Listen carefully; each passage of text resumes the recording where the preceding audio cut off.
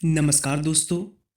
आज हम Jharkhand SSC JE civil engineering का जो आपका एग्ज़ाम हुआ था उसके प्रीवियस ईयर का पार्ट आज हम करेंगे 5। और जिन दोस्तों ने हमारे बाकी के पार्ट्स नहीं देखे हैं, लिंक डिस्क्रिप्शन में है, वो जाके वहाँ से देख सकते हैं। तो प्लीज़ आप लोग वीडियो को पूरा देखिएगा। पहला क्वेश्चन है, the minimum thickness of floor slabs for building is usually. यहाँ पर पूछा है कि जो आपके बिल्डिंग में फ्लोर स्लैब होता है उसकी मिनिमम थिकनेस कितनी होती है। ऑप्शंस आपको दे रखे हैं। 2 सेंटीमीटर होती है, 5 सेंटीमीटर होती है, 9 सेंटीमीटर होती है या फिर 25 सेंटीमीटर होती है। तो आपके बिल्डिंग में जो फ्लोर स्लैब होता है उसकी मिनिमम थिकनेस होती है 9 सेंटीमीटर। ऑप्शन सी जो है आपका राइट रहेगा। अगला क्वेश्चन है, आपके सीमेंट से संबंधित क्वेश्चंस आपके हर एग्जाम में पूछे जाते हैं। The specific gravity of Portland cement is. Portland cement जो होती है उसकी स्पेसिफिक ग्रेविटी जो है वो कितनी होती है। आपको जो ऑप्शंस हैं बिल्कुल नज़दीकी दे रखे हैं।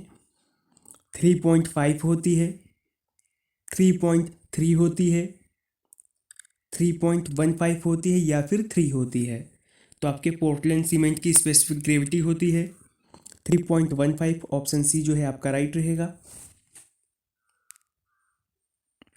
अगला क्वेश्चन है, what is the duration A timber usually requires for natural seasoning.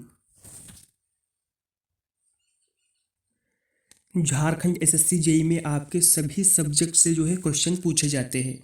तो यहाँ पर टिम्बर से ये प्रश्न है, पूछा है आपसे कि नेचुरल सीजनिंग के लिए जो आपकी टिम्बर होती है उसको कितने समय की आवश्यकता होती है।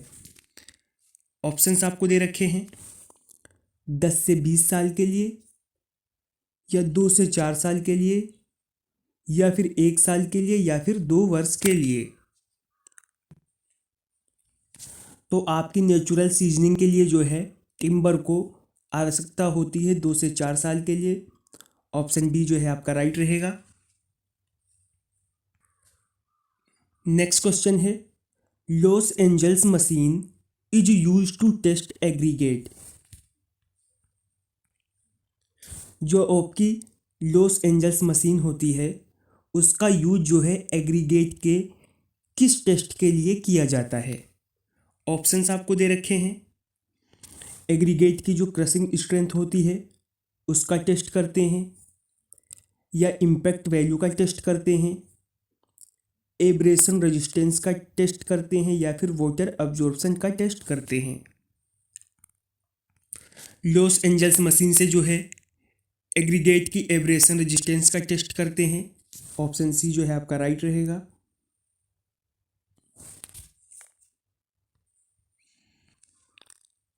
अगर किसी भी हमारे दोस्त को जो आपका झारखंड एसएससी जेई का एग्ज़ाम हुआ था उसका ऑफिशियल पेपर चाहिए जनरल इंजीनियरिंग का प्लस सिविल इंजीनियरिंग का, तो लिंक डिस्क्रिप्शन में है, वो जाके वहाँ से परचेस कर सकता है। नेक्स्ट क्वेश्चन है आपका, which type of retaining wall use its armed dead weight to have stability. यहाँ पर नीचे आपको कुछ रिटेनिंग वॉल के जो है एग्जाम्पल दे रखे हैं और आपसे पूछा है कि वो कौन सी रिटेनिंग वॉल है जो है अपने खुद के भार के कारण जो है वो सेफ रहती है। ऑप्शंस आपको दे रखे हैं। Gravity retaining wall, cantilever retaining wall, counter fort retaining wall, या फिर बेड रिटेनिंग वॉल। तो आपकी जो ग्रेविटी रिटेनिंग वॉल होती है वो खुद के भार के कारण सेफ रहती है। ऑप्शन ए जो है आपका राइट रहेगा। नेक्स्ट क्वेश्चन है, coefficient of thermal expansion of structural steel in per degree centigrade. जिस स्टील का यूज जो है किसी स्ट्रक्चर को बनाने में होता है उसका कोफिशिएंट ऑफ थर्मल एक्सपेंशन जो है वो कितना होगा। आपका ऑप्शन ए जो है वो राइट रहेगा। 12 × 10⁻⁻⁶। और यहाँ पर स्टील से संबंधित आपको कुछ और पॉइंट दे रखे हैं।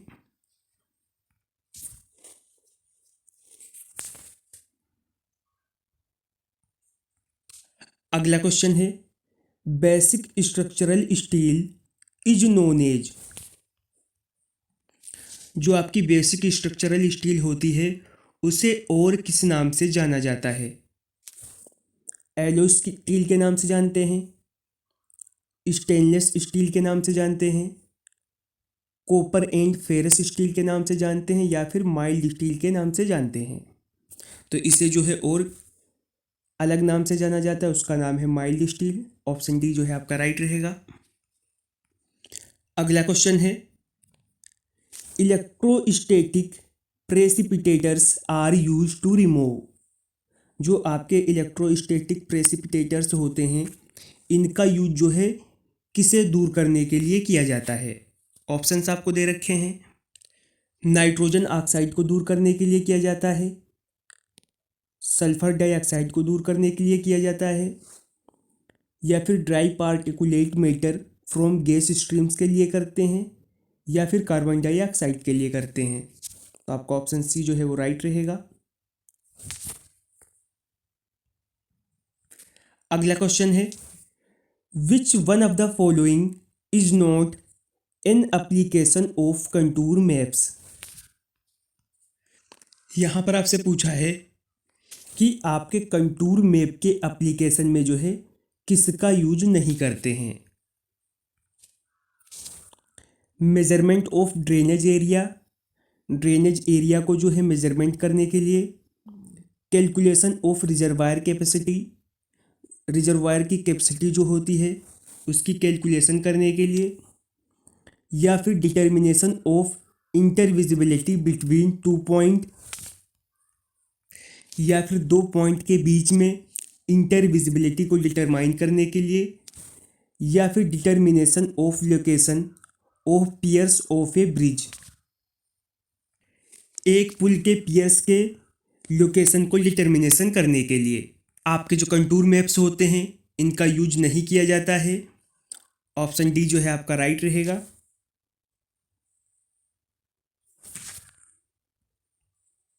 अगला क्वेश्चन है, a Newtonian fluid is defined as the fluid which. किसी भी न्यूटोनियन फ्लड को जो है एक फ्लड के रूप में कैसे डिफाइन किया जाता है? ऑप्शंस आपको दे रखे हैं। ओबे न्यूटन्स लॉ ऑफ विस्कोसिटी, जो न्यूटन के विस्कोसिटी के लॉ का पालन करते हैं। इज कंप्रेसिबल, ये कंप्रेसिबल होते हैं। ओबे हुक्स लॉ, ये हुक के नियम का पालन करते हैं। या फिर इज कंप्रेसिबल, ये जो है कंप्रेसिबल होते हैं। तो आपके न्यूटोनियन फ्लड को उन्हें कहते हैं जो आपके न्यूटन के लॉ ऑफ विस्कोसिटी का पालन करते हैं। ऑप्शन ए जो है आपका राइट रहेगा। अगला क्वेश्चन है, discharge in clear overfall flume depends open. आपकी जो क्लियर ओवरफॉल फ्लूम होती है उसका डिस्चार्ज जो है वो किस पर डिपेंड करता है? ऑप्शंस आपको दे रखे हैं। The depth of water over the crest, शिखर पर पानी की गहराई पर, या फिर depth of water on upper stream side, upper stream की पानी की गहराई पर, या फिर depth of water on down stream side, आपके डाउन स्ट्रीम साइड की पानी की गहराई पर, या फिर the depth of water below the crest, शिखर के नीचे पानी की गहराई पर। आपका ऑप्शन ए जो है वो राइट रहेगा, शिखर पर पानी की गहराई पर। अगला क्वेश्चन है, void ratio of soil is the ratio of the. Void ratio जो है सॉइल का वो किसका रेशियो होता है? तो आपका जो वॉइड रेशियो होता है वो रेशियो होता है वॉल्यूम ऑफ वॉइड और वॉल्यूम ऑफ सॉइल सॉलिड का। ऑप्शन ए जो है आपका राइट रहेगा। अगला क्वेश्चन है, the maximum shear force in A simply supported beam having uniformly distributed load on the entire span will be 8। यहाँ पर आपसे पूछा है कि आपके पास कोई एक सिंपली सपोर्टेड बीम है जिसके पूरे स्पान पर यूडीएल लगा है, उसमें तो आपसे पूछा है कि मैक्सिमम शियर फोर्स जो है आपका कहाँ पर होगा। तो सबसे ज़्यादा शियर फोर्स जो होगा वो होगा सपोर्ट्स पर। ऑप्शन डी आपका राइट रहेगा। अगला क्वेश्चन है section modulus is defined as the. Section modulus जो है उसे किस टाइप से डिफाइन किया जाता है। ऑप्शंस आपको दे रखे हैं। Ratio of bending moment to shear force, ये रेशियो होता है बेंडिंग मोमेंट और शियर फोर्स का। या फिर ये रेशियो होता है बेंडिंग स्ट्रेस और मोमेंट का। या फिर ये रेशियो होता है बेंडिंग फोर्स टू एरिया का। या रेशियो होता है बेंडिंग मोमेंट टू स्ट्रेस का। तो जो आपका सेक्शन मॉड्यूलस होता है इसे डिफाइन करते हैं bending moment to stress. Option D जो है आपका राइट रहेगा। अगला क्वेश्चन है eccentricity is defined as the distance from the load to the. आपसे पूछा है कि लोड और किसके बीच की दूरी को जो है इसेंट्रिसिटी डिफाइन की गई है। पॉइंट ऑफ मिनिमम स्ट्रेस को, या फिर एज ऑफ द सेक्शन को, या पॉइंट ऑफ मैक्सिमम स्ट्रेस को, या फिर सेंटर ऑफ द सेक्शन को। तो ये डिफाइन करी ये है सेंटर ऑफ द सेक्शन को। ऑप्शन डी आपका राइट रहेगा। फिर आपका लास्ट क्वेश्चन है soil grain size distribution curve gives an idea about the soil. यहाँ पर आपसे पूछा है कि आपका जो soil grain size distribution curve होता है वो जो है सॉइल के बारे में कौन सा आइडिया देता है। ऑप्शंस आपको दे रखे हैं।